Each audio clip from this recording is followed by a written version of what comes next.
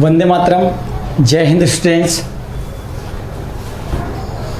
हमारा जो next topic है वो है टाइप्स ऑफ मैग्नेटिक सब्सटेंस। यहाँ तक हम स्टडी कर चुके हैं 7 पॉइंट तक, कंडक्टर, सेमीकंडक्टर, इंसुलेटर और इन पर टेम्परेचर का क्या इफेक्ट होता है।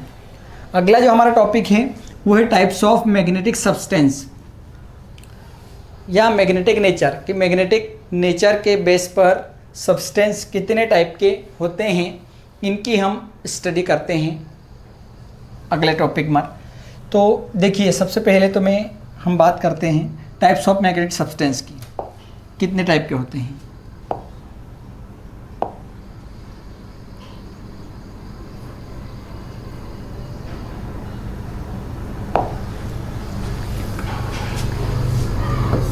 तो सबसे पहले तो बात आती है कि मैग्नेट क्या होता है।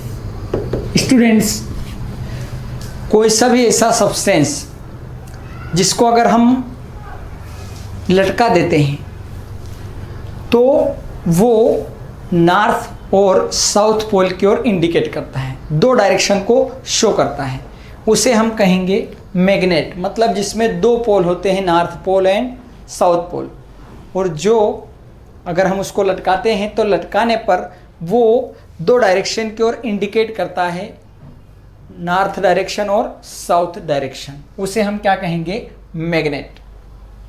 तो इसके बेस पर मैग्नेटिक सब्सटेंस जो होते हैं वो कितने टाइप के होते हैं वो देखिए आप यहाँ पर। मैग्नेटिक सब्सटेंस, एक होते हैं पैरामैग्नेटिक सब्सटेंस,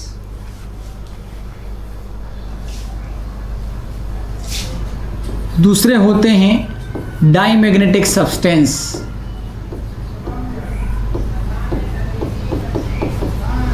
तीसरे होते हैं फेरोमैग्नेटिक सब्सटेंस,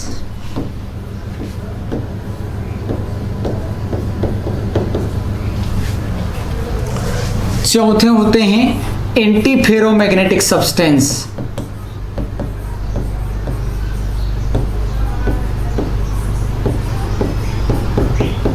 एंड लास्ट है फेरीमैग्नेटिक सब्सटेंस।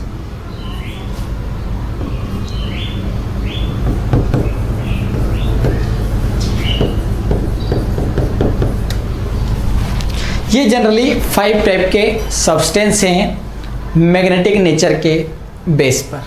तो सबसे पहले हम स्टडी करेंगे पैरामैग्नेटिक सब्सटेंस की, कि पैरामैग्नेटिक सब्सटेंस क्या होते हैं।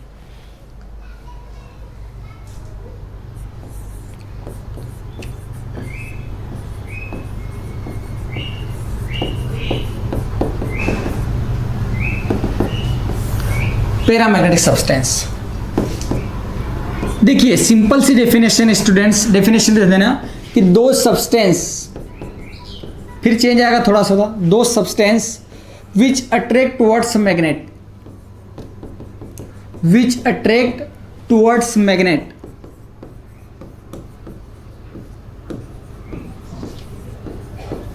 इन मैग्नेटिक फील्ड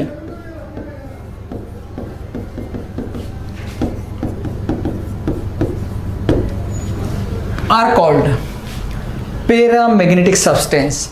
ऐसा कोई सा भी सब्सटेंस जिसे हम अगर मैग्नेटिक फील्ड में रख देते हैं तो वो मैग्नेट की ओर अट्रैक्ट होता है, तो ऐसे सब्सटेंस को हम कहेंगे पैरामैग्नेटिक सब्सटेंस।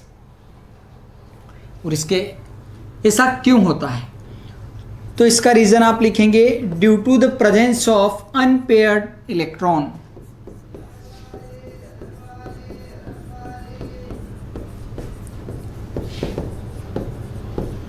अनपेयर्ड इलेक्ट्रॉन कौन सी प्रॉपर्टी में होती है, अनपेयर्ड इलेक्ट्रॉन होते हैं। अनपेयर्ड इलेक्ट्रॉन के कारण ये पैरामैग्नेटिक होते हैं, मतलब मैग्नेटिक और क्या होते हैं, अट्रैक्ट होते हैं। एग्जाम्पल,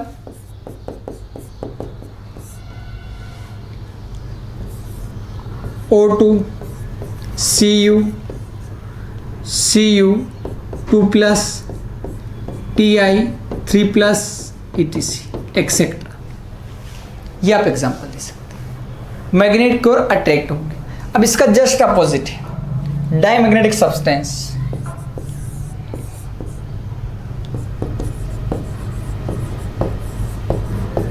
डायमैग्नेटिक सब्सटेंस स्टूडेंट्स, ये जैसे हम पैरामैग्नेटिक की बात करते हैं तो इसमें क्या होता है, सब्सटेंस जो है वो मैग्नेट की ओर क्या होता है, अट्रैक्ट होता है। अगर हम उसको मैग्नेटिक फील्ड में रखते हैं तो मैग्नेट की ओर क्या होता है, वो अट्रैक्ट होता है। तो ये इसका अपोजिट है कि ऐसे सब्सटेंस जो मैग्नेटिक फील्ड में मैग्नेट की ओर अट्रैक्ट नहीं होते हैं। मतलब सिंपल सा ये वर्ड यहां पर लगेगा, नॉट अट्रैक्ट। बाकी पूरी डेफिनेशन सेम है। दो substance which not attract towards magnet in magnetic field, उन्हें हम कहेंगे डायमैग्नेटिक सब्सटेंस। और इसका रीजन क्या है, इसमें सिंपल सा रीजन है, due to the presence of paired electron. कौन से इलेक्ट्रॉन है, पेयर्ड इलेक्ट्रॉन। इसमें इलेक्ट्रॉनों के पेयर होते हैं। जैसे इसमें अगर हम बात करें तो इलेक्ट्रॉन हमको इस फॉर्म में मिलेंगे, ये 1 2 3 4 कितने भी हो सकते हैं। और इसमें अगर हम बात करते हैं तो हमको इलेक्ट्रॉन पेयर मिलते हैं। कैसे मिलेंगे हमको इलेक्ट्रॉन पेयर, उनका पेयर बना रहेगा। और ऐसा कोई सा भी सब्सटेंस जिसमें इलेक्ट्रॉन अनपेयर्ड हो, भले ही वो एक अनपेयर्ड हो, वो पैरामैग्नेटिक रहेगा। और पूरे अगर पेयर होंगे तो वो कैसा रहेगा, डायमैग्नेटिक। इसमें यहाँ पर अगर आप देखें तो ऑक्सीजन जो है वो एक्सेप्ट, इसमें सभी इलेक्ट्रॉन पेयर होते हैं लेकिन फिर भी ये नेचर शो करता है पैरामैग्नेटिक। Clear students? तो ये अट्रैक्ट करेगा क्योंकि इसमें अनपेड इलेक्ट्रॉन रहेंगे, ये अट्रैक्ट नहीं करेंगे क्योंकि इनमें पेड इलेक्ट्रॉन रहेंगे। अब हम बात करते हैं फेरोमैग्नेटिक सब्सटेंस की, कि फेरोमैग्नेटिक सब्सटेंस क्या होते हैं। देखिए, फेरोमैग्नेटिक एक तरीके से अगर हम बात करें तो पैरामैग्नेटिक सब्सटेंस के जैसे ही एक्ट करता है। थोड़ा सा इसमें चेंज आएगा, उस चेंज क्या होगा उसको आप देख लीजिए।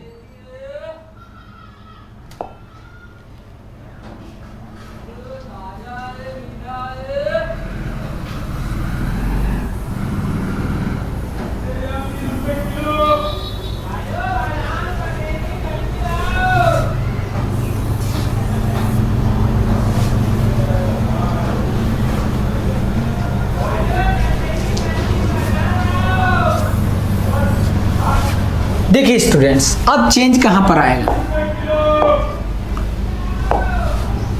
बात करते हैं हम थर्ड डेफिनेशन की, फेरोमैग्नेटिक की।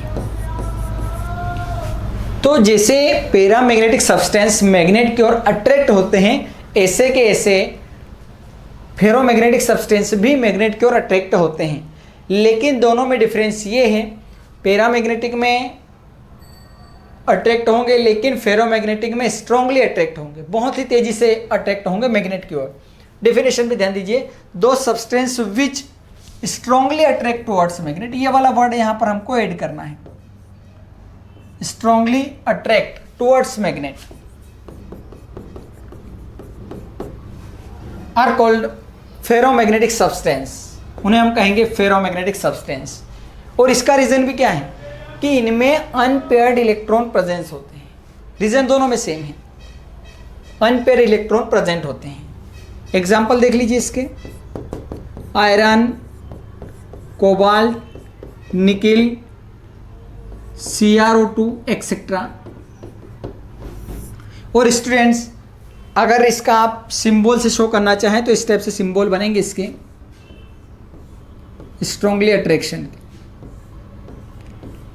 आप ऐसे सिंबल इसके बना सकते हैं। Clear students?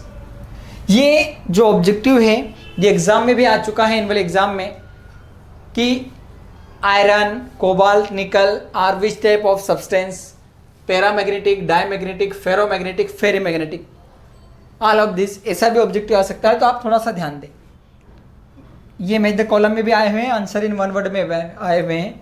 सिंबल पूछ सकते हैं वन वर्ड में, तो ये सिंबल रहेगा आपके लिए कि फेरोमैग्नेटिक सब्सटेंस को किस टाइप के सिंबल से शो करते हैं, तो ये सिंबल रहेगा। थोड़ा सा इस पर ध्यान रखना ऑब्जेक्टिव में आपको, क्योंकि मैं आपको फिर दोहराना चाहता हूँ इस बात को कि 4 नंबर के केवल इस चैप्टर में से ऑब्जेक्टिव ही आएंगे। Clear students? और इसके बाद अगर हम बात करते हैं, अगला जो हमारे पास डेफिनेशन है वो है एंटी फेरोमैग्नेटिक सब्सटेंस, कि एंटी फेरोमैग्नेटिक सब्सटेंस क्या होते हैं।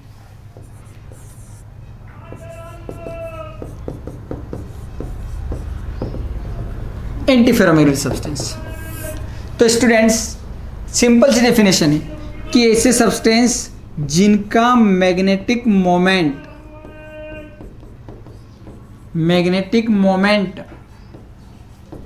जीरो होता है। मैग्नेटिक मोमेंट क्या होता है? जीरो होता है। दो substance which have zero magnetic moment, जिनका मैग्नेटिक मोमेंट जीरो होता है, ऐसे सब्सटेंस को हम कहेंगे एंटी फेरोमैग्नेटिक सब्सटेंस। क्या कहेंगे? Anti ferromagnetic substance. एग्जाम्पल की कभी हम बात करते हैं तो हमारे पास आएगा ZnO, MnO, Fe2O3 etc. ये इसका एग्जाम्पल है एंटी फेरोमैग्नेटिक सब्सटेंस। स्टूडेंट्स अगर हम बात सिंबल की करते हैं कि एंटी फेरोमैग्नेटिक सब्सटेंस का सिंबल क्या होगा, तो इसमें जो मैग्नेटिक लाइन्स है वो एक दूसरे के अपोजिट आएगी इस टाइप से।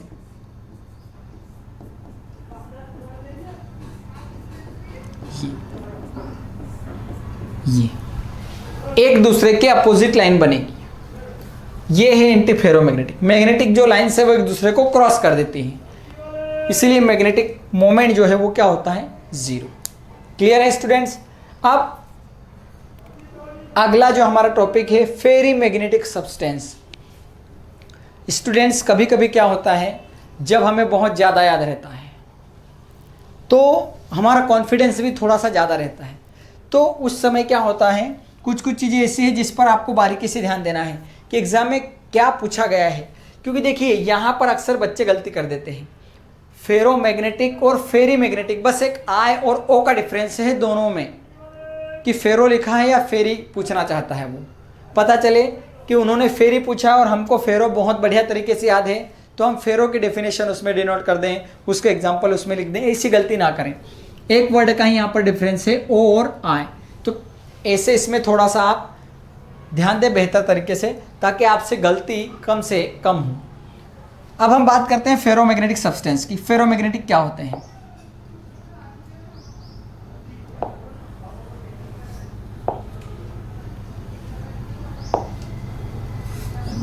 फेरी मैग्नेटिक,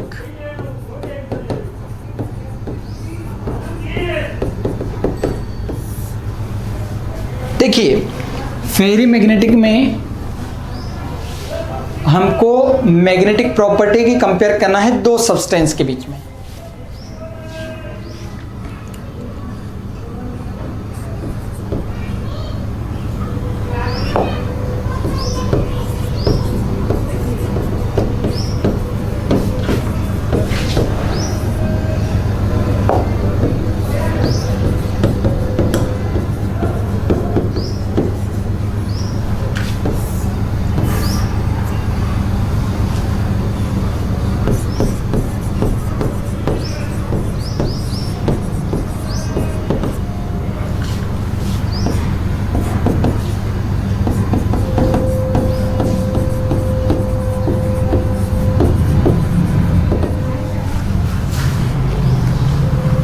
देखिए ऐसे सब्सटेंस जिनका मैग्नेटिज्म, और मैग्नेटिज्म नहीं यूज़ करना है तो आप यूज़ कर सकते हैं मैग्नेटिक नेचर। तो ऐसे सब्सटेंस जिनका मैग्नेटिक नेचर या मैग्नेटिज्म पैरा मैग्नेटिक सब्सटेंस की कंपेयर में कैसा होगा? लो होगा। बट एंटी फेरोमैग्नेटिक सब्सटेंस की कंपेयर में कैसा रहेगा? हाई रहेगा। ऐसे सब्सटेंस को हम कहेंगे फेरी मैग्नेटिक सब्सटेंस। दो substance which have low magnetism from paramagnetic substance but high magnetism from anti ferromagnetic substance, उन्हें हम क्या कहेंगे? फेरी मैग्नेटिक सब्सटेंस। और इसका जो एग्जाम्पल है वो है हमारे पास में Fe3O4 और मेटल फेराइड्स आप बोल सकते हैं, मेटल फेराइड्स, ये एग्जाम्पल आप दे सकते हैं। और एक जनरली सिंपल, थोड़ी सी गलती ना करें आप, क्योंकि ये जो एग्जाम्पल है मैं आपको बताना चाहूँगा, इसका नाम है मैग्नेटाइट। क्या नाम है इसका? मैग्नेटाइट, जिसे लोड स्टोन भी कहते हैं या लेड स्टोन आप बोल सकते हैं। इसका डायरेक्शन नेम आप ध्यान रखें। और ये जो एग्जाम्पल है Fe2O3, ये एग्जाम्पल है एंटी फेरोमैग्नेटिक सब्सटेंस का, और ये है एग्जाम्पल फेरीमैग्नेटिक सब्सटेंस का। उसके बाद स्टूडेंट बात आती है कि इसका एग्जाम्पल क्या है और इसका सिंबल। एग्जाम्पल तो मैंने लिख दिया है, बात हम सिंबल की करते हैं। जैसे आपके सामने मैंने आपको फेरोमैग्नेटिक का सिंबल भी बताया था, एंटी फेरोमैग्नेटिक के सिंबल भी बताए थे।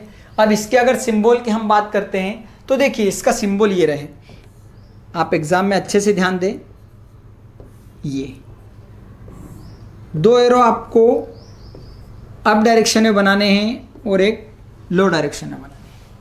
2 एरो ऊपर आएंगे, 1 एरो नीचे आएगा। ये जो सिंबल है ये है फेरीमैग्नेटिक सब्सटेंस का सिंबल। एग्जाम में ऐसा ऑब्जेक्टिव भी आ सकता है कि विच सिंबल रिप्रेजेंट फेरीमैग्नेटिक सब्सटेंस या एंटी फेरोमैग्नेटिक सब्सटेंस। तो देखिए एक सिंबल तो ये फेरीमैग्नेटिक का हमारे पास है, ये जो सिंबल है हमारे पास आपको जैसे मैं बता चुका हूँ फेरोमैग्नेटिक का है, और ये सिंबल जिसमें लाइन अपोजिट रहती है ये एंटी फेरोमैग्नेटिक का सिंबल है। तो इस टाइप से ऑब्जेक्टिव आ सकता है, या फिर ऑल ऑफ दिस चौथा ऑप्शन आपको ऐसे दे सकते हैं। तो आप थोड़ा सा सिंबल पर भी ध्यान दें ताकि आपके 4 नंबर के ऑब्जेक्टिव पूरे आपको मिले और आपके नंबर क्रॉस ना हो। ठीक है स्टूडेंट्स, ये हमारे जो मैग्नेटिक सब्सटेंस थे ये यहाँ पर समाप्त होते हैं।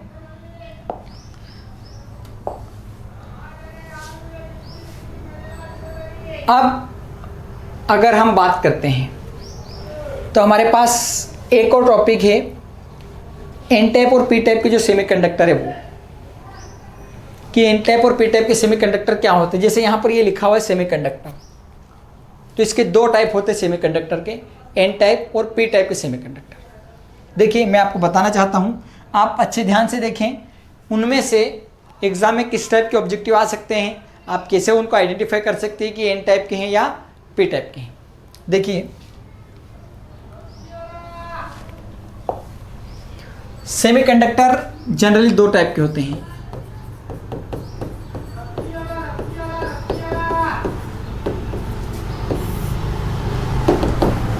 एक होते हैं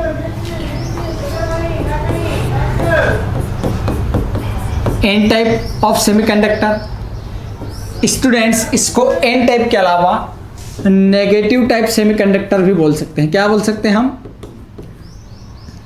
और नेगेटिव नहीं बोलना हो तो आप एक और इसका नाम दे सकते हैं पेंटावेलेंट, पेंटावेलेंट सेमीकंडक्टर। और अगर ये भी आप नहीं देना चाहते तो एक और इसका नाम है electron rich semiconductor, electron rich semiconductor. दूसरा हमारे पास में पी टाइप ऑफ सेमीकंडक्टर, इसको हम बोल सकते हैं पॉजिटिव सेमीकंडक्टर, या फिर हम इसको बोल सकते हैं ट्राइवेलेंट सेमीकंडक्टर। क्या बोल सकते हैं हम? ट्राइवेलेंट, या फिर इलेक्ट्रॉन डिफिशिएंट सेमीकंडक्टर। ये 2 टाइप के सेमीकंडक्टर होते हैं। और इसमें एक छोटा सा नॉलेज, एक होते हैं इंट्रिंसिक, एक होते हैं एक्सट्रिंसिक। स्टूडेंट्स सेमीकंडक्टर कब बनते हैं? जब हम एक एलिमेंट में किसी दूसरे एलिमेंट की इम्प्यूरिटीज मिलाते हैं, मतलब डोपिंग प्रोसेस से सेमीकंडक्टर बनाए जाते हैं, डोपिंग की हेल्प से, जिसमें इम्प्यूरिटीज ऐड करते हैं। तो जनरली सेमीकंडक्टर 2 टाइप के होते हैं, इंट्रिंसिक और एक्सट्रिंसिक। मतलब इसमें किसी इंट्रिंसिक की अगर बात करें, एलिमेंट की इम्प्यूरिटीज ऐड नहीं करना पड़ती हमको। लेकिन एक्सट्रिंसिक की हम बात करें, इसमें किसी एलिमेंट में किसी दूसरे एलिमेंट की इम्प्यूरिटीज हमको ऐड करना पड़ती हैं। तो जनरली देखा जाए तो एन टाइप ऑफ सेमीकंडक्टर और पी टाइप ऑफ सेमीकंडक्टर ये एक्सट्रिंसिक सेमीकंडक्टर के टाइप हैं। किसके टाइप है? एक्सट्रिंसिक सेमीकंडक्टर के टाइप हैं। तो जनरली पहले ये देखा जाए कि इनकी डेफिनेशन क्या है, उसके बाद इसे नेगेटिव क्यों कहा, पेंटावेलेंट भी क्यों कहा और इलेक्ट्रॉन रिच क्यों कहा, इसको यहाँ पर पॉजिटिव क्यों कहा, ट्राइवेलेंट क्यों कहा और इलेक्ट्रॉन डिफिशिएंट क्यों कहा, और इनमें कंडक्टिविटी किसके कारण से होती है। इस टाइप के जो ऑब्जेक्टिव हैं वो जनरली एग्जाम में बनते हैं। तो आइए सबसे पहले मैं आपको डेफिनेशन बता दूं कि एन टाइप और पी टाइप की डेफिनेशन क्या होती है। एक छोटी सी हम ग्रुप की बात करेंगे, एलिमेंट की, ग्रुप नंबर 13, ग्रुप नंबर 14 और ग्रुप नंबर 15 के एलिमेंट की।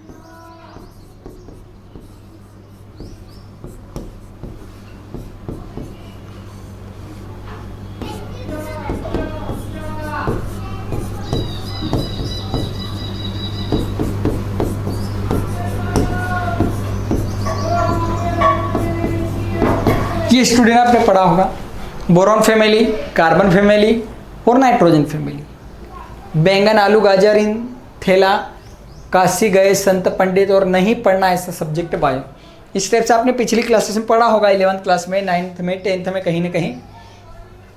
तो देखिए डेफिनेशन बहुत ही क्लियर है कि जब हम, सबसे पहली बात तो ये क्लियर आप ध्यान रखें, हम एन टाइप का बनाएं या फिर पी टाइप का सेमीकंडक्टर बनाएं, दोनों में ही ग्रुप नंबर 14 के जो एलिमेंट हैं वो कंपलसरी रहेंगे। क्या रहेंगे? वो कंपलसरी रहेंगे। इन दोनों को जनरली हम अभी छोड़ देते हैं, इनका हम यूज़ नहीं करेंगे।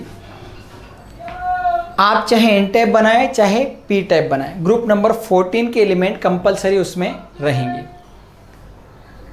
अब देखिए, जब हम ग्रुप 13 के एलिमेंट की इम्प्यूरिटीज को किस में मिलाएंगे? ग्रुप नंबर 14 के एलिमेंट में।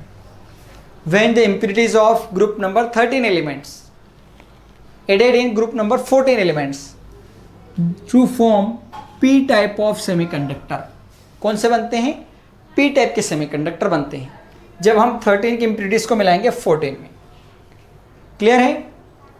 इसके अलावा अगर हम ग्रुप नंबर 15 की इम्प्यूरिटीज को मिलाते हैं 14 में, तो जो हमारे पास बनेंगे वो किस टाइप के बनेंगे स्टूडेंट्स? एन टाइप के सेमीकंडक्टर बनेंगे। कौन से बनेंगे? N type. इस बात को आप दिमाग में अच्छे से फिट कर लें कि एन टाइप पी टाइप दोनों में ग्रुप नंबर 14 के जो एलिमेंट हैं वो कंपलसरी रहेंगे। अगर 13 की इम्प्यूरिटीज़ को मिलाएंगे 14 में तो पी टाइप बनेगा, 15 की इम्प्यूरिटीज़ को मिलाएंगे 14 में तो एन टाइप के सेमीकंडक्टर बनेंगे। अब इनके ये नाम कैसे हैं इसको थोड़ा सा आप ध्यान दें, क्लियर करें। सबसे पहले हम बनाते हैं एन टाइप के सेमीकंडक्टर। देखिए, ग्रुप नंबर 14 का एलिमेंट कंपलसरी कोई सा भी एक लेंगे, तो हम यहां पर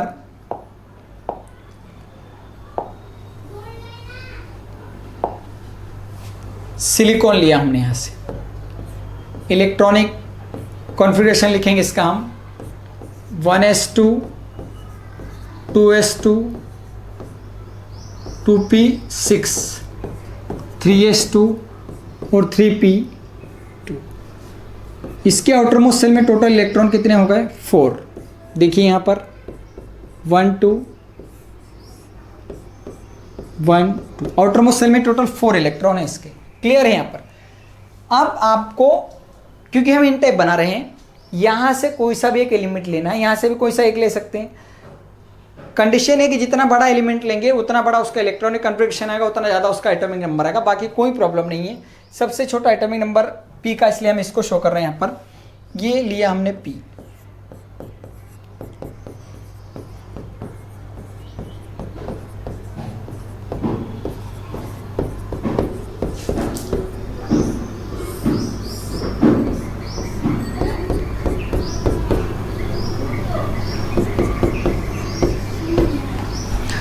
स्टूडेंट्स, बहुत ही आसान इस चीज़ को समझना। जो यहाँ पर नाम दिए गए हैं, नेगेटिव क्यों कहा, पेंटावेलेंट, इलेक्ट्रॉन रिच क्यों कहा, ये इससे यहाँ पर आपको क्लियर हो जाएगा, क्योंकि हम एन टाइप के बना रहे हैं।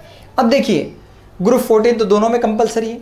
हम जिसकी इम्प्यूरिटीज़ मिला रहे हैं, इसकी बात करते हैं। इम्प्यूरिटीज़ मिला रहे हैं, उन एलिमेंट्स के आउटर मोस्ट सेल में 5 इलेक्ट्रॉन प्रेजेंट होते हैं। कितने इलेक्ट्रॉन प्रेजेंट होते हैं? 5। इसीलिए इस टाइप के जो सेमीकंडक्टर बनेंगे उसे हम कहेंगे पेंटावेलेंट। क्या कहेंगे हम? पेंटावेलेंट। अब इनके आउटरमोस्ट शेल में 4 इलेक्ट्रॉन है और इनके आउटरमोस्ट शेल में 5 इलेक्ट्रॉन है।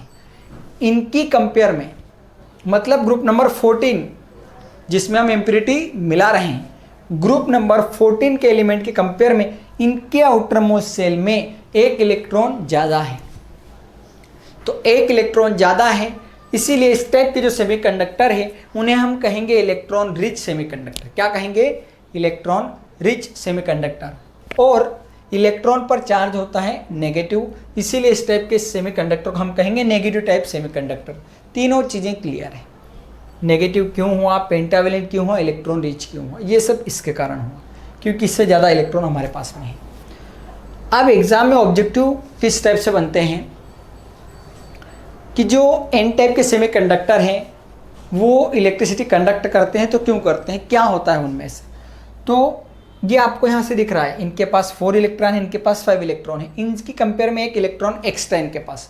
तो due to the presence of extra electron, presence of extra electron, this are good conductor of electricity. दिख रहा है आपको, यहाँ 4 है, यहाँ पर 5 है, 1 इलेक्ट्रॉन ज़्यादा है। तो इस ज़्यादा इलेक्ट्रॉन मतलब एक्स्ट्रा इलेक्ट्रॉन के कारण ये इलेक्ट्रिसिटी कंडक्ट करते हैं। एग्जाम में ऐसा आ सकता है, N type of semiconductor are good conductor of electricity due to the presence of fill in the blanks. तो आप लिखेंगे 1 एक्स्ट्रा इलेक्ट्रॉन या फिर एक्स्ट्रा इलेक्ट्रॉन भी चलेगा। एग्जाम्पल देख लीजिए कैसे आ सकते हैं।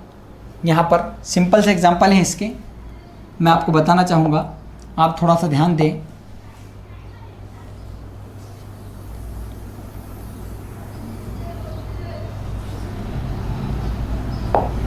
देखिए, ये हमने फास्फोरस लिया था, इस टाइप से आ गया। अगर हम फास्फोरस के अलावा और दूसरा एलिमेंट लेना चाहें उसी की फैमिली का, तो ये ले लिया हमने। हाँ, अगर सिलिकॉन की जगह ग्रुप 14 में अगर आप चेंज करना चाहें तो आप जर्मेनियम लिया आपने, और फिर फास्फोरस, फिर जर्मेनियम, इस टाइप से।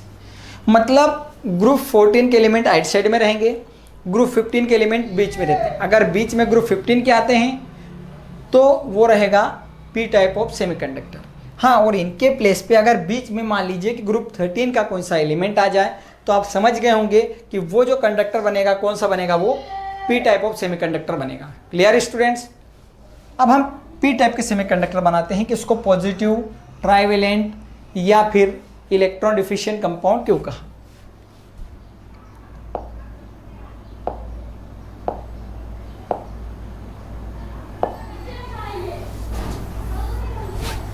देखिए,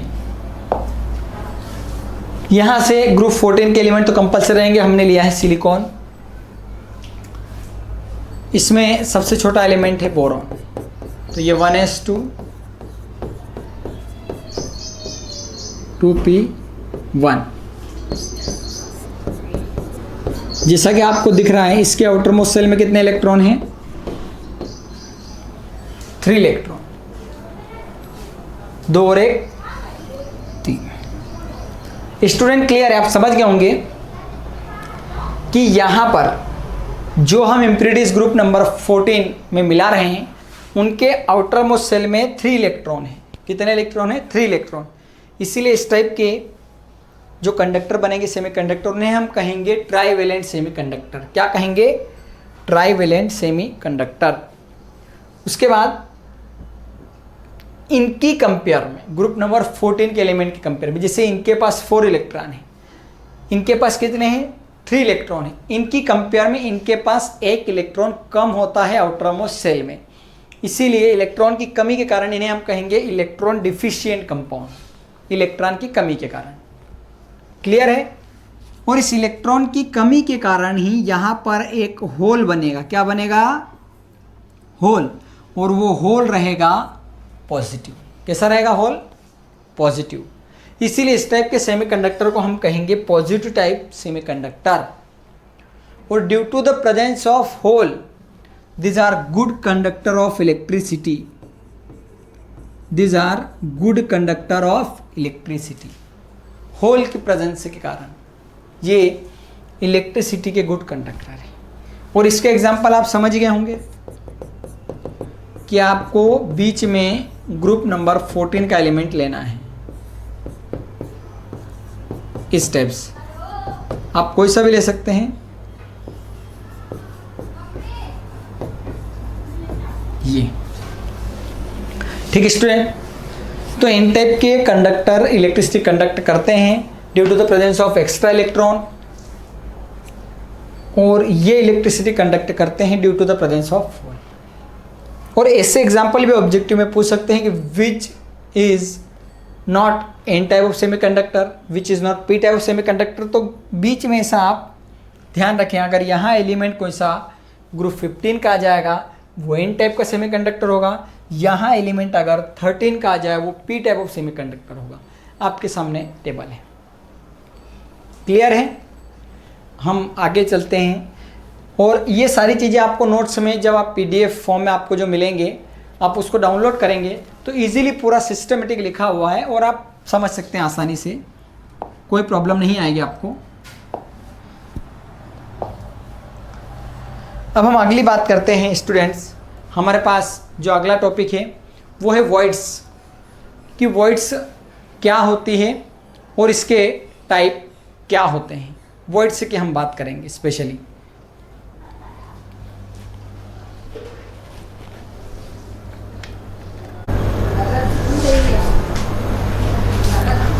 तो वॉइड्स क्या होते हैं उसको हम देखते हैं।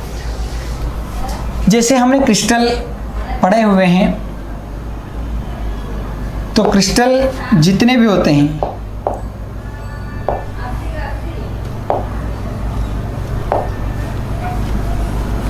वॉइड्स, स्टूडेंट्स आप जानते हैं कि किसी भी क्रिस्टल उसकी स्ट्रक्चर में, क्रिस्टल की स्ट्रक्चर में कुछ वेकेंट स्पेस प्रेजेंट होते हैं। क्या प्रेजेंट होते हैं?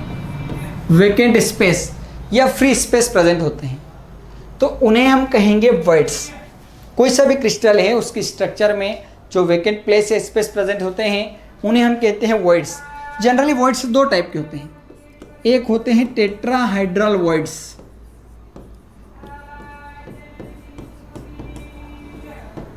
और एक होते हैं ऑक्टाहेड्रल वॉइड्स। स्टूडेंट्स से आपको ज़्यादा नहीं मिलेंगे, ओनली ऑब्जेक्टिव टाइप आपको ध्यान रखना है, इसमें से ऑब्जेक्टिव आ सकते हैं। दो टाइप के वॉइड्स हैं टेट्राहाइड्रल वॉइड्स। इसकी अगर हम बात करें तो इसका रेडियस रेशियो 0.225 से 0.414 होता है, और इसकी जो कोऑर्डिनेशन नंबर होती है स्टूडेंट्स, कोऑर्डिनेशन नंबर वो होती है 4। कितनी होती है? 4। ये आपको एग्जाम में ध्यान रखना है कि टेट्राहाइड्रल वॉइड्स का रेडियस रेशियो कितना होता है और उसकी कोऑर्डिनेशन नंबर कितनी होती है। ऑक्टाहेड्रल वॉइड्स की अगर हम बात करें तो इसका रेडियस रेशियो यहीं से स्टार्ट होता है 0.4142, 0.732, और इसकी कोऑर्डिनेशन नंबर की अगर हम बात करते हैं तो वो होती है 6। एग्जाम में ऐसा ऑब्जेक्टिव आ सकता है, what is the coordination number of octahedral voids, coordination number of tetrahedral voids. इस टाइप से एग्जाम में ऑब्जेक्टिव आ सकते हैं। तो आप प्लीज़ ऐसे ऑब्जेक्टिव पर ध्यान दें ताकि आपके नंबर नहीं कटे, और आप पूरे 4 नंबर का ये जो चैप्टर है 4 नंबर आप पूरे हासिल करें, मेरी ये कोशिश है और उम्मीद करता हूँ आप लोगों से। अगली अगर हम बात करते हैं, जैसा कि आपको दिख रहा है पूरे अब ऑब्जेक्टिव टाइप लगभग क्वेश्चन बचे हमारे पास में। पैकिंग एंड इट्स टाइप, कि पैकिंग क्या होती है और इसके कितने टाइप होते हैं। तो बहुत ही सिंपल है हमारे पास में।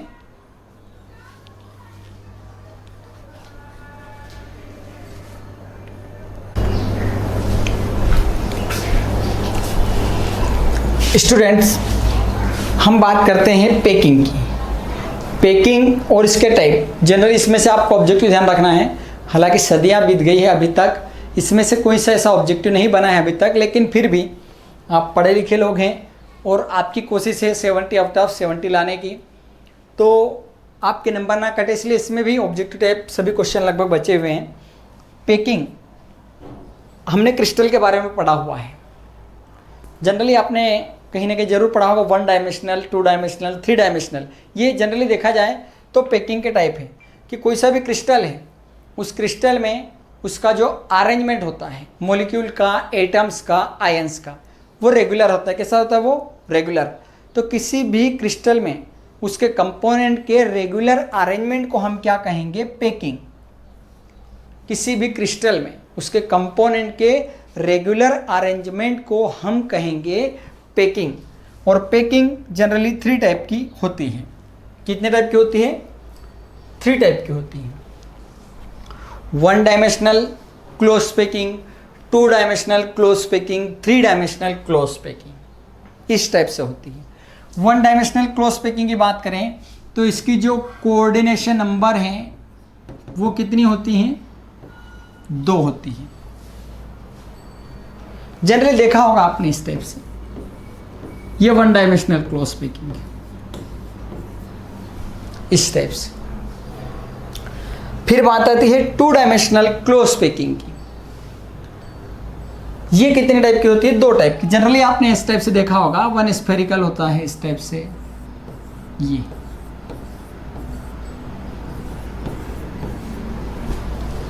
ठीक है।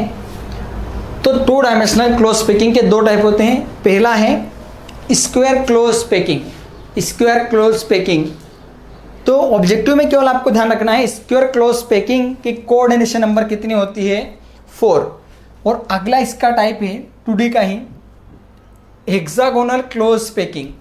तो हेक्सागोनल क्लोज पैकिंग जो है इसका भी कोऑर्डिनेशन नंबर कितना रहता है? 6। आपको केवल एग्जाम में ध्यान रखना है कि write the coordination number of square close packing या hexagonal close packing, 1 dimensional close packing. आपको इस टाइप से ध्यान रखना है। अगला है 3D packing, 3 dimensional close packing. इसके जनरली कितने टाइप हैं? 2 टाइप है। अब इसमें थोड़ा सा आप कंफ्यूज ना हो, क्लियर है यहाँ पर कि 2D से 3D स्क्वायर क्लोज पैकिंग। देखिए स्क्वायर क्लोज पैकिंग यहाँ पर भी है, लेकिन यहाँ 2D से 3D स्क्वायर क्लोज पैकिंग है। तो स्क्वायर क्लोज पैकिंग जो 3D होती है उस टाइप की स्ट्रक्चर को ए या डॉट डॉट जो भी है, ए बहुत सारे हो सकते हैं, तो ए स्ट्रक्चर भी कहते हैं। और इसकी कोऑर्डिनेशन नंबर कितनी होती है? 6। आपको ऑब्जेक्टिव में ध्यान रखना है। हो सकता है एग्जाम में ऐसा ऑब्जेक्टिव आ जाए, write the coordination number of a structure कितनी होती है? 6। और a structure is called HCP, SCP, CCP, इस टाइप से भी आ सकता है। तो आप थोड़ा सा चौकन्ना रहें तो आपका फ़ायदा है। तो देखिए स्क्वायर क्लोज पैकिंग की कोऑर्डिनेशन नंबर 4 भी होती है, स्क्वायर क्लोज पैकिंग की कोऑर्डिनेशन नंबर 6 भी होती है। लेकिन आपको यह ध्यान रखना है कि 2D HCP जो होती है, 2D पैकिंग में जो स्क्वायर क्लोज पैकिंग है उसकी कोऑर्डिनेशन नंबर 4 है।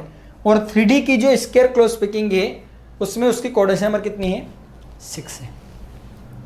अगला है 2D से 3D HCP, मतलब हेक्सागोनल क्लोज पैकिंग। इसे AB स्ट्रक्चर भी कहते हैं। और इसकी जो कोऑर्डिनेशन नंबर है वो है 12। कितनी है? 12। और इसके एग्जाम्पल हैं Mg, Mn, CO एक्सेट्रा। हो सकता है आपसे एग्जाम में डायरेक्टली ऑब्जेक्टिव पूछ ले, right the coordination number of manganese, coordination number of copper, coordination number of cobalt. तो आपको घबराने की जरूरत नहीं, इसकी कोऑर्डिनेशन नंबर कितनी होती है? 12। और ऐसा आ जाए कि write the name of structure of HCP, right the name of structure of HCP, तो उसे आप क्या कहेंगे? AB। ठीक है स्टूडेंट्स, ऐसा आपको ध्यान रखना है। किसी भी टाइप से ऑब्जेक्टिव बन सकता है। 2D to 3D cubic close packing, CCP। अगर हम बात करते हैं क्यूबिक क्लोज पैकिंग की,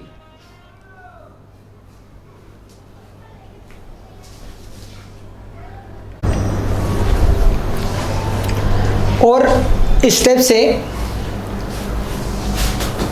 जो क्यूबिक क्लोज पैकिंग है, 2D से 3D क्यूबिक क्लोज पैकिंग, इस स्ट्रक्चर को हम कहते हैं ABC स्ट्रक्चर। और इसकी जो कोऑर्डिनेशन नंबर होती है वो भी कितनी होती है? 12 होती है। और इसके एग्जांपल है copper, aluminium, iron, silver, gold etcetera. तो स्टूडेंट्स आपको ये भी ध्यान रखना है, विच type of structure is called ABC। तो ऐसा ऑब्जेक्टिव आ सकता है CCP, HCP, SCP। तो आपको ध्यान रखना है कि जो CCP स्ट्रक्चर होती है उस स्ट्रक्चर को हम कहते हैं ABC स्ट्रक्चर। ये right the coordination number of ABC structure, तो 12 आएगा। Right the coordination number of CCP structure, 12 आएगा। Which is the example of CCP structure. मान लीजिए कि यहाँ से आपको कॉपर दे दिया और यहाँ से Mg, Mn, CO दे दिया, तो आपको इस स्टेप से सभी ऑब्जेक्टिव पे ध्यान देना है। और इस स्टेप से ये जो पैकिंग थी, ये पैकिंग यहाँ पर क्लोज होती है। ठीक है स्टूडेंट्स।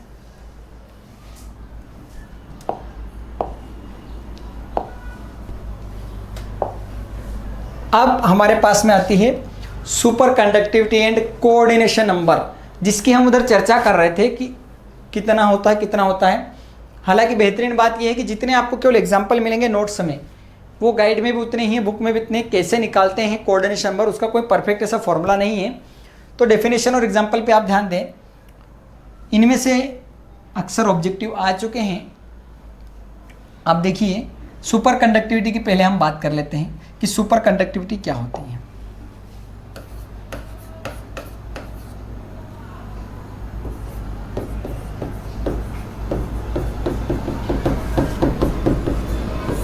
देखिए स्टूडेंट्स, सबसे पहले तो आपको ये ध्यान रखना है कि एग्जाम में स्टेप्स ऑब्जेक्टिव आ चुका है, इसमें से हु डिस्कवर सुपर कंडक्टिविटी। तो आपका जवाब रहेगा केमरलिंग-ओन्स।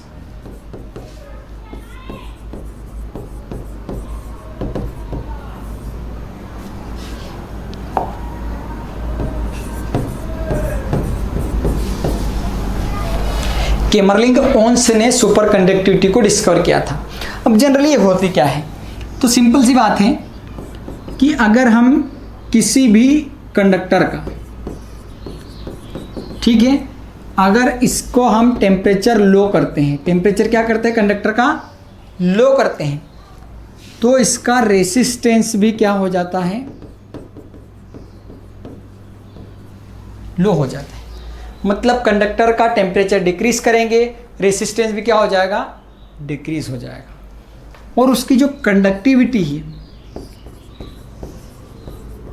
कंडक्टिविटी ये हाई हो जाएगी। कंडक्टिविटी क्या हो जाएगी, हाई हो जाएगी।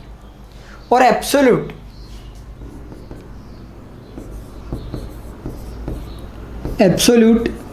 जीरो टेम्परेचर,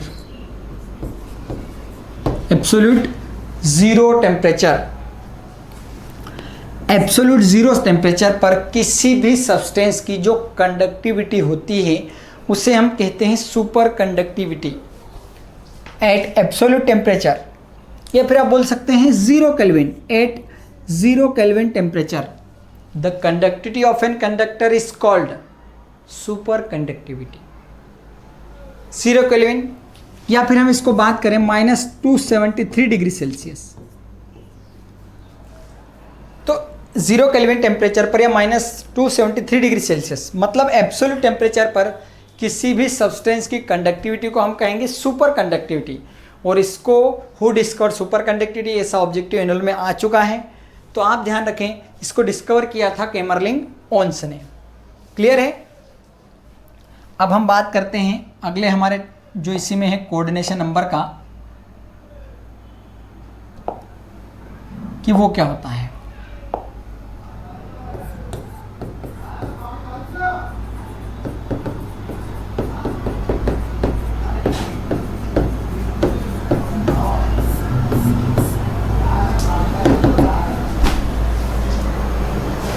देखिए, कोई सा भी जो एक एलिमेंट है वो अपने आसपास जितने अपोजिट आयंस वाले, जैसे कोई सा आयंस है वो अपने आसपास जितने अपोजिट चार्ज वाले आयंस से घिरा रहेगा, सराउंडेड रहेगा, उसे उसकी कोऑर्डिनेशन नंबर कहेंगे।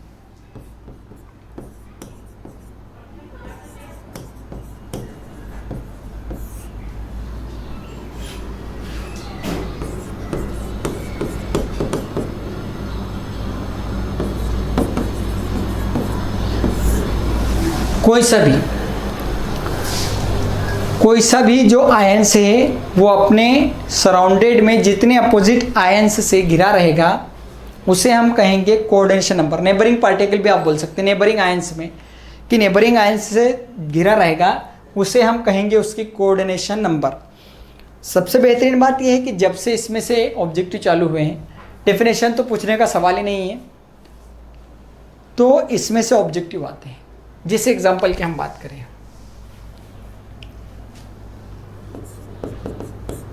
इन NaCl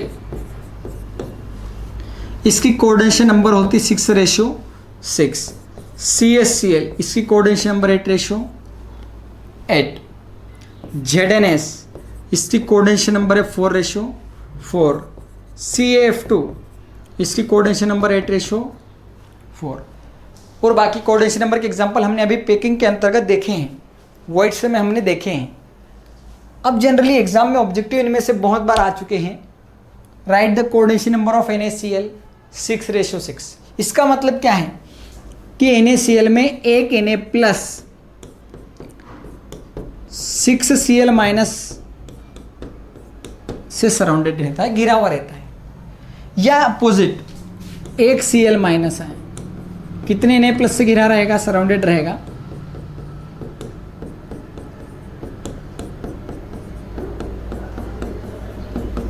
ये इस टाइप से। ऐसे आप किसी का भी बना सकते हैं। अब इसमें से ऐसा भी पूछा गया है, write the number of Cl minus in NaCl, write the number of Cl minus which surrounded to Na plus ions. तो कितना आएगा, 6।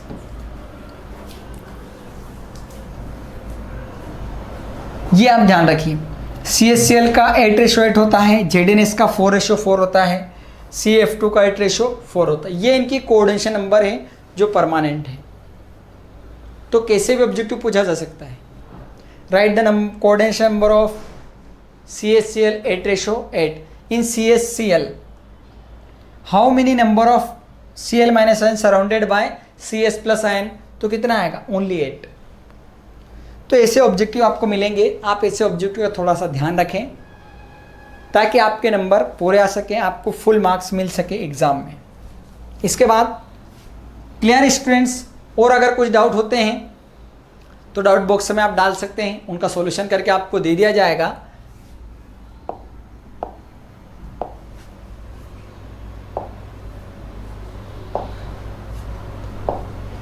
आगे यहाँ पर आपको दिया है रिमेनिंग ऑब्जेक्टिव। रिमेनिंग ऑब्जेक्टिव का मतलब ये है कि जो हमने इस क्वेश्चन आंसर में पढ़े हैं, इसके अलावा कुछ ऐसे ऑब्जेक्टिव हैं जो यहाँ पर थ्योरी में नहीं है हमारे पास, वो आपको डायरेक्टली लिखे हुए मिलेंगे। 18 हो, 20 हो, 25 हो, जितने भी हो। इतना सारा पढ़ने के बाद आपको किसी भी गाइड की ज़रूरत नहीं है, किसी भी बुक्स की ज़रूरत नहीं है। आप चाहे बुक पढ़ें या ना पढ़ें, गाइड पढ़ें ना पढ़ें, बस आप ये जो नोट्स आपको मिलेंगे PDF में वो आप पढ़ें। 100% आपके नंबर फुल आएंगे पूरी केमिस्ट्री के अंतर्गत। इसके छोटा सा मैं एक और आपको जैसे ऑब्जेक्टिव बताना चाहता हूँ कि जैसे ये n lambda is equals to 2d into sine theta, that is called Bragg's equation. Write the formula of radius ratio is equals to r plus upon r minus. This is the formula of radius ratio. तो इस step से वहां पर आपको objective मिलेंगे कि the ratio of cation and anion is called the radius ratio, it is denoted by r। तो write the formula of radius ratio, r cation upon r। Write Bragg's equation, n lambda is equals to 2d into sine theta. इस type से objective मिल सकते हैं। तो आप ऐसा ध्यान रखें थोड़ा सा।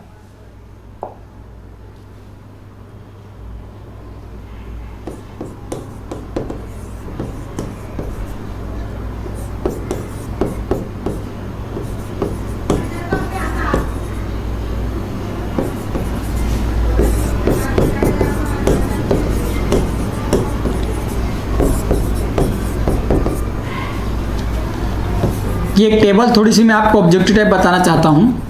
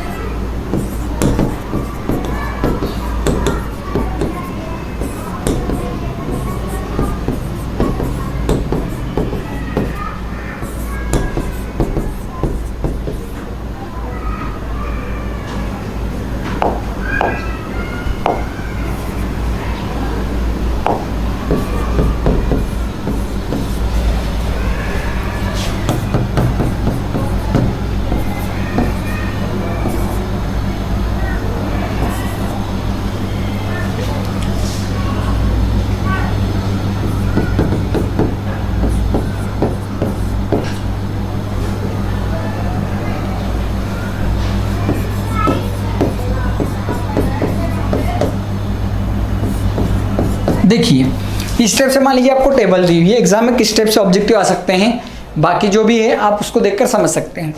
मान लीजिए कि आपको ट्राइगोनल ज्योमेट्री दी है, write the radius ratio of trigonal geometry, तो ये रेशियो आ जाएगा 0.115 टू 0.225।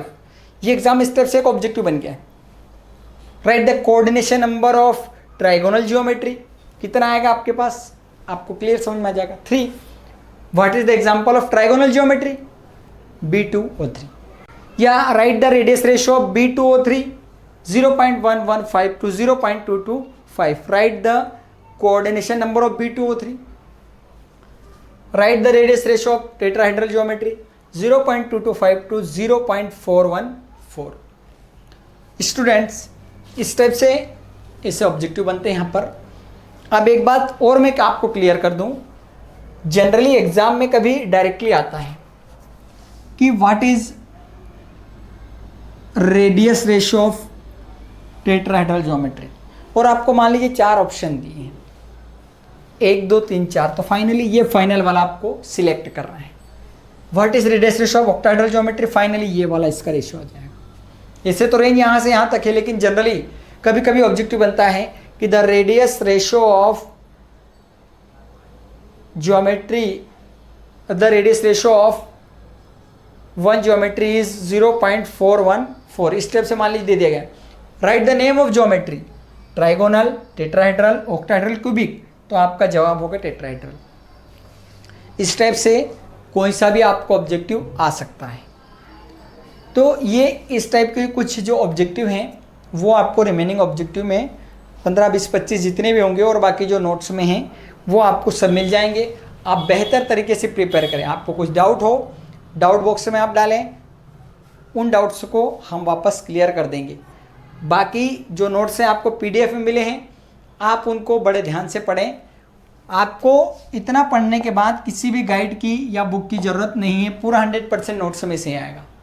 अगर आपको जो भी डाउट लगते हैं आप बाकायदा उस डाउट को डाउट बॉक्स में डालें, हम उन्हें बेहतर तरीके से सॉल्व करके आपको अवेलेबल करवा देंगे। क्योंकि वैसे भी इस चैप्टर में से आपको ऑब्जेक्टिव आ रहे हैं।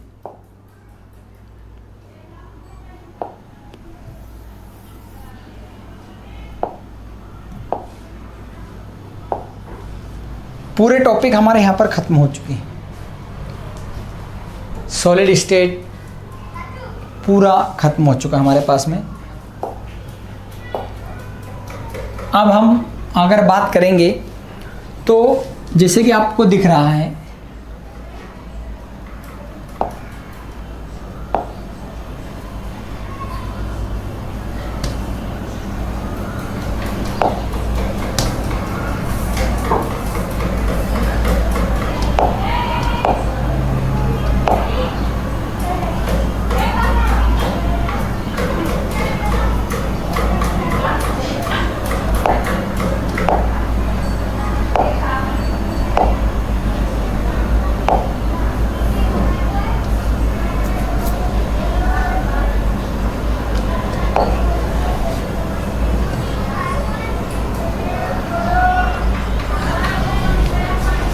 स्टूडेंट्स, हमारा जो सिलेबस है 70 मार्क्स का जो पेपर है, उस पेपर में से ये मान के चलिए कि आपने 4 नंबर कवर कर लिए हैं और ये चैप्टर ख़त्म होता है सॉलिड स्टेट। आप नोट्स डाउनलोड करें और उसके बाद जो अगर आपको डाउट लगे वो यहाँ पर बताएं। अब हमने मान लीजिए कि 4 नंबर कवर कर लिए हैं। अब आगे 4 नंबर के बाद कवर करने के लिए 66 नंबर हमारे पास बचे हैं। 16 यूनिट में से 1 यूनिट कंप्लीट हो चुकी है। अब अगर आगे हम बात करते हैं तो अगली जो हमारी यूनिट रहेगी वो रहेगी सॉल्यूशन। और इसके ब्लूप्रिंट आप यहाँ पर देख रहे हैं। सॉल्यूशन में एक 2 नंबर का क्वेश्चन आएगा और एक 3 नंबर का आएगा, मतलब इसमें से किसी भी टाइप का ऑब्जेक्टिव नहीं रहेगा। तो एक और इसका छोटा सा ब्लूप्रिंट जैसे कि मैंने आपको शो किया था यहाँ पर,